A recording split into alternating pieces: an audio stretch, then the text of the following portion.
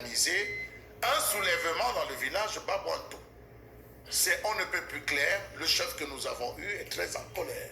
Que se passe-t-il véritablement? Comment l'autorité administrative va-t-elle jusqu'à diviser désormais la chefferie, imposer des individus en lieu et place de ceux choisis par les familles et les ancêtres?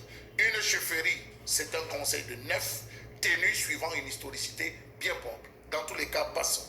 Que se passe-t-il à Bayanga, où le sous-préfet décide non seulement d'intimider un citoyen, de signer des actes concernant l'acquisition d'un terrain, ou alors d'abandonner l'acquisition de son terrain au profit d'une autre personne, étant étonné que l'individu lui dit qu'il connaît ses droits, on ne peut pas lui imposer.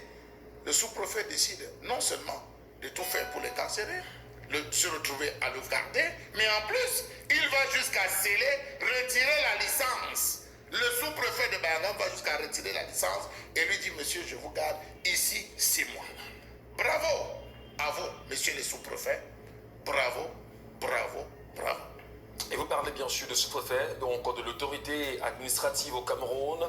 Qu'est-ce qui se passe bien sûr, Chalamel, vous avez fait l'évocation avec Babouantou aujourd'hui, où le chef Babouantou est pratiquement menacé par une élite de la localité qui fait tout, lui demandant de céder l'un des sièges. De détrôner un successeur. Déjà installé depuis 22 ans. Voilà, c'est assez grave quand même. Et que l'autorité administrative s'immisce dans les questions liées à la tradition.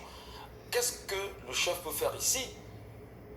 Si vous entrez dans une chefferie, c'est pas votre siège, c'est dangereux quand même. Le ministre Tangandi a souhaité ne plus s'intéresser, donnant le pouvoir à ces différents sous-préfets.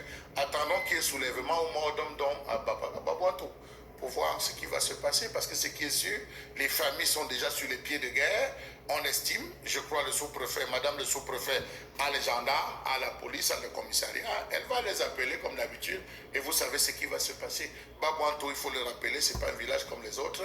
Quand on parle des villages dans l'ouest, il faut aller connaître leur histoire. J'espère qu'elle connaît l'histoire de ce village. C'est un peu comme le Noun. Lorsqu'on se lève là-bas, c'est un et un. Une famille ne peut pas venir détrôner un successeur dont on a déjà fait les funérailles.